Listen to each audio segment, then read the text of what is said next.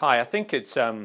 key that at VMware, like the rest of the IT industry, we recognise that the role of the CIO is changing. And I think from a personal perspective, I see it changing in at least 3, if not 4 dimensions.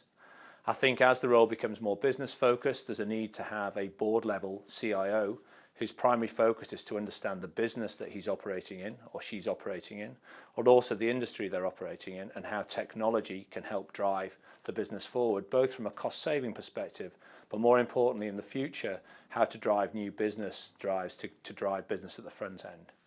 The second dimension is really around the technology. I think while that individual has that skill set, they also need somebody in the organization who has a focus on the future of the technology and how those technologies can be brought into the business context, and hence the role of the CTO.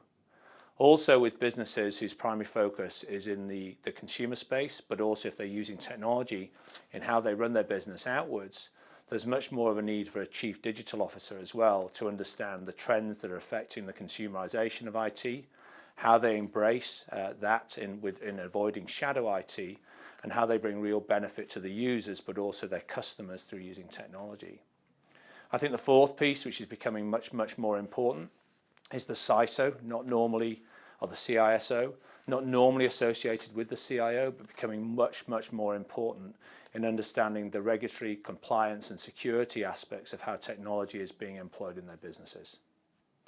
These trends are further impacted by the emergence of public cloud and how that's being used in their organizations. And within those 4 roles, all 4 roles need to view the public cloud and the use of those technologies as part of the way in which they will be embracing IT moving forward. Today, the majority of the business-based applications still reside in the private data center, but more and more consumer IT, but also new applications are being developed in the public cloud. And the CIO and the team of people around him or her need to understand how that's impacting their ability to run their business moving forward.